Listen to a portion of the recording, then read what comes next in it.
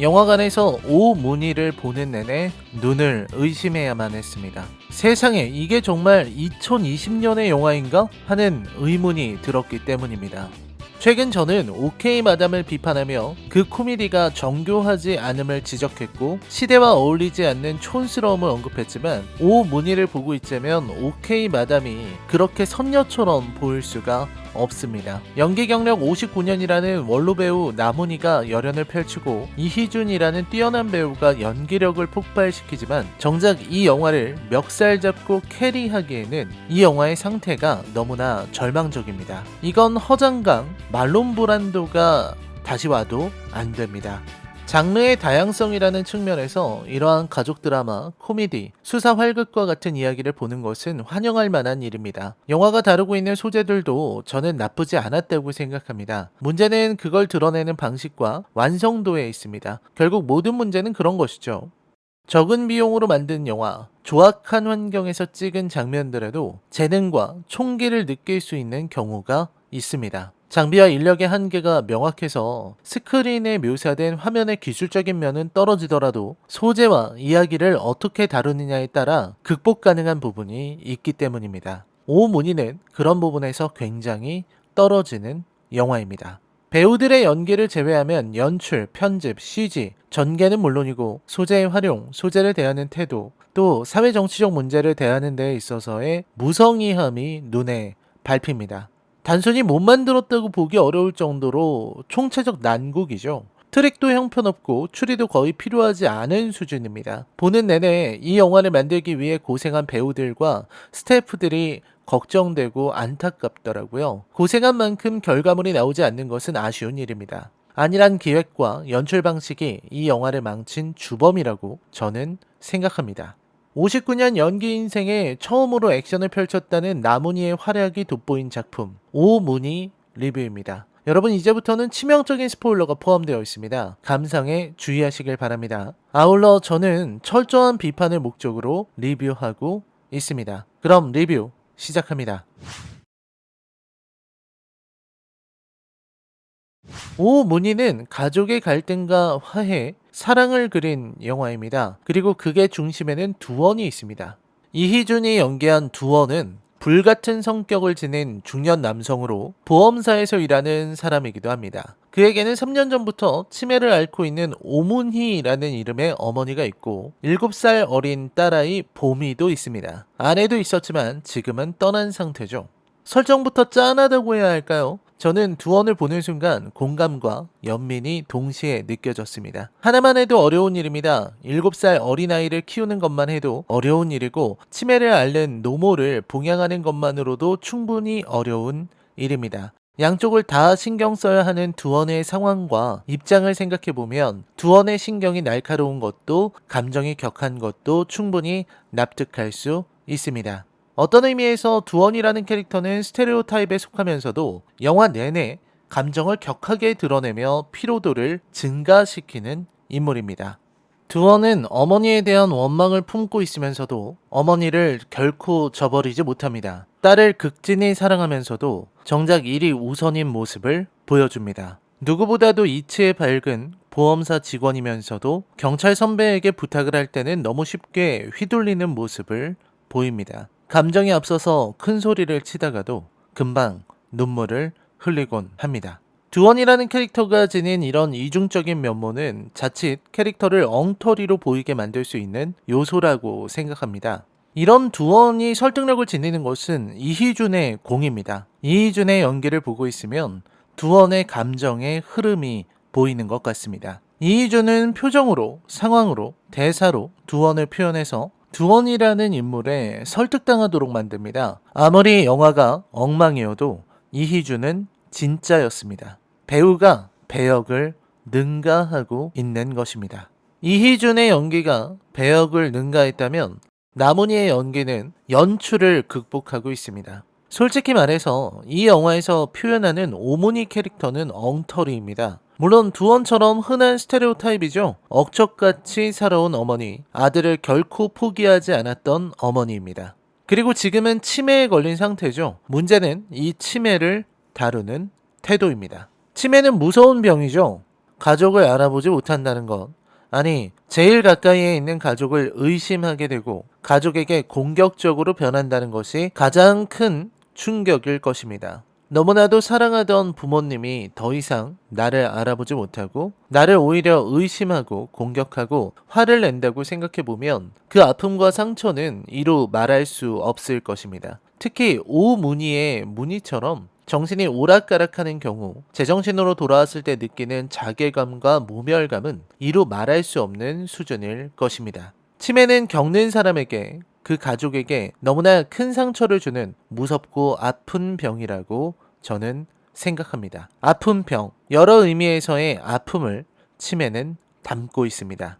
나문희가 치매 노인을 연기한 것은 이번이 처음이 아닙니다. 감쪽 같은 그녀에서도 나문희는 치매 노인을 연기했습니다. 문제는 나문희의 연기가 아닌 앞에서 말했듯 치매 노인을 대하는 영화의 태도입니다. 이 영화는 치매 노인을 웃음거리로 만들고 있습니다. 웃음을 만들기 위한 가장 쉽고 또 가장 잔인한 방법은 공격하기 쉬운 대상을 만들어 놓고 바보 취급하면서 웃는 것이죠. 모자라고 덜 떨어진 사람을 대상으로 해서 그 사람을 폄하하고 공격하며 웃음을 자아냅니다. 아주 가학적이고 폭력적인 그리고 잔인한 방식의 코미디입니다. 예를 들어서 장애를 지닌 사람을 웃음거리로 활용한다거나 특정한 병을 지닌 사람을 희화화하는 경우를 들 수 있겠죠. 성소수자를 대상으로 하는 경우도 있겠습니다. 약자, 공격하기 쉬운 상대, 타자화가 가능한 존재를 골라서 공격하는 그 웃음에는 비열한 악취가, 모멸의 냄새가 풍깁니다. 그래서 저는 이 영화를 보는 내내 불편했습니다. 정의의 이름으로 널 용서하지 않겠다와 같은 세일러문 대사를 치며 요술봉을 휘두르는 치매 노인의 모습, 그리고 치매 노인의 엉뚱한 행동으로 웃음을 주려는 모습을 보면서 저는 이 영화가 지금 21세기의 영화가 맞는지 의문이 들었습니다. 맞습니다. 영화에서 표현한 것처럼 치매는 철저한 장애이고 치매 노인을 혼자 두는 것은 위험하며 때때로 치매 노인은 잘못된 행동을 벌이기도 합니다. 하지만 그렇다고 해서 비웃어서는 안 됩니다. 한 사람의 존엄한 인간으로서의 존엄마저 잃어버리는 무서운 병을 웃음으로 점철해서는 안 된다는 것이 제 의견입니다. 치매는 슬프고 아픈 것이니까요. 그럼에도 이 영화를 편하게 볼 수 있는 것은 나문희라는 원로 배우의 공입니다. 나문희의 연기 덕에 치매를 대하는 영화의 연출과 태도가 희석됩니다. 배우가 연출을 극복한 것이죠.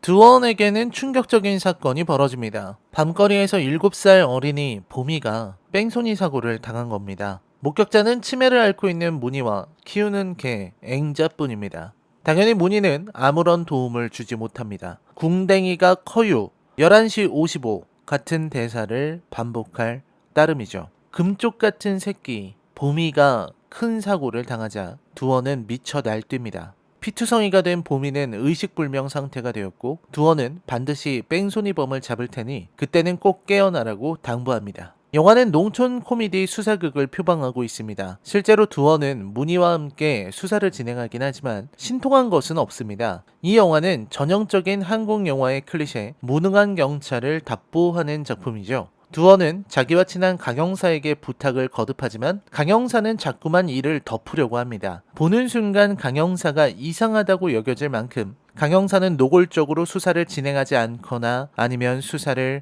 방해하려 합니다. 저는 영화 초반부터 강형사가 범인이 아니기만을 기도했습니다. 강형사가 범인이면 영화가 너무 뻔해지기 때문입니다. 물론 영화는 한치의 어긋남도 없이 강형사 흑막설을 제기했습니다. 모든 트릭과 인물들이 쉽게 보여서 사실 추리가 필요하지도 않은 작품이죠. 목격자가 문희뿐인 이 뺑소니 사고를 풀어가는 방식은 이런 겁니다. 첫째, 의식불명 상태인 보미가 잠깐 깨어나서 사고 차량이 산타페 SM이라는 걸 알려준다. 잠깐 기억을 되찾은 문희가 사고 후 산타페가 철거 수거함을 들이받았다는 것을 기억해낸다. 우연히 알게 된 만사계의 서양인 슈퍼마켓 주인이 CCTV를 제공한다. 또 잠깐 기억을 되찾은 문희가 차량 번호를 알아낸다. 이런 흐름입니다. 영화는 추리의 모든 과정, 단서를 얻어내는 대부분의 과정에서 문희의 기억이나 우연에 의존하고 있어요. 그러다 보니 관객의 몰입도는 뚝 떨어집니다. 영화가 미궁에 봉착했을 때마다 문희가 주섬주섬 숨겨둔 기억을 꺼내주면 그런가 보다 하고 보게 됩니다.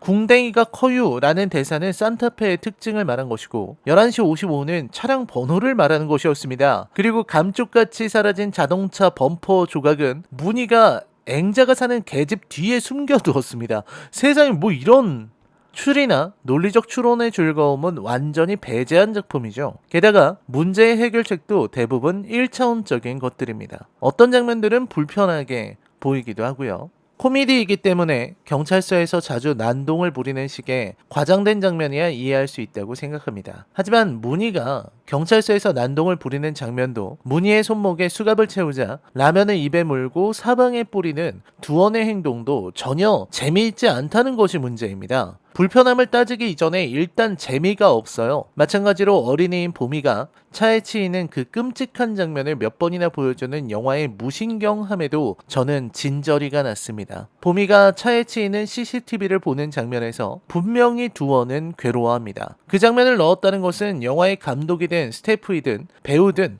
누군가는 차에 치이는 아이를 보는 아버지는 괴로울 것 이라는 생각을 했다는 거죠. 근데 마찬가지로 차에 치이는 아이를 몇 번이나 반복해서 보는 관객들도 괴로울 것이라는 생각은 왜 하지 않았을까요? 차에 치여서 공중으로 날아가는 아이를 몇 번이나 보여주면서 뭘 전달하려고 한 거죠? 뺑소니를 하지 말자? 밤거리는 위험하다? 속도를 줄이자? 대체 뭡니까?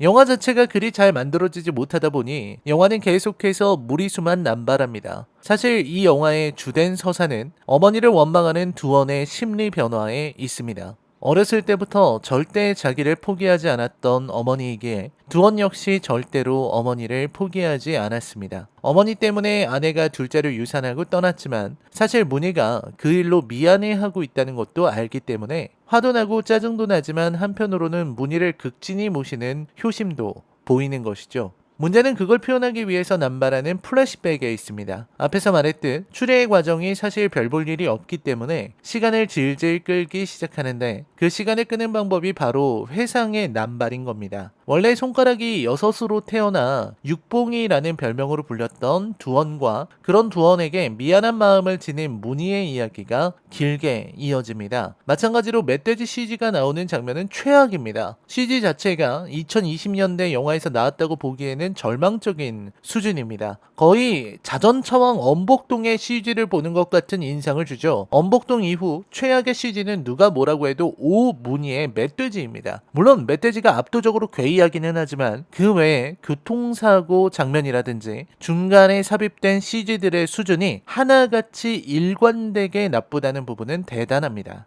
영화의 결말은 허무함 그 자체입니다. 범인을 찾았다 싶었는데 그 범인은 여성이었습니다. 알고 보니 그 여성은 남자 대신 자백하러 온 것이고 진짜 사고를 낸 범인은 강형사였죠.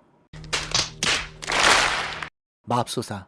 물론 강형사가 늘 말했던 이기는 병신이 되자는 말을 되돌려주는 장면은 통쾌했고 논두렁에서 벌이는 액션은 꽤 괜찮았지만 그 장면을 보기 위해 참아내야 하는 과정이 너무나 길고 지루했습니다. 나문희는 직접 트랙터를 운전하는 열의까지 보였는데 정작 마지막 장면에서의 활약은 멋지게 연출되지 못한 것이 아쉽습니다. 결국 시간은 지나고 보미는 깨어났고 문희는 여전히 나무 위에서 뛰어내린다고 협박을 하고 두원은 행복하게 살아갑니다. 가족의 사랑은 위기를 이겨냈고 뺑소니도 극복한다는 지극히 평범한 이야기. 오문희의 결말이죠. 영화의 제목처럼 오문희는 주인공 오문희의 이름이면서 동시에 남은희 배우의 문희를 딴 것이기도 하고 오문희로 불리게 만드는 언어 유희입니다. 보는 내내 참 재치 없는 언어 유희를 반복한다는 생각이 들었습니다. 재치, 유머 센스가 바닥인 사람이 어떻게든 웃겨보겠다고 노력하는 모습이 애잔하게 느껴지는 작품이 바로 오문이죠.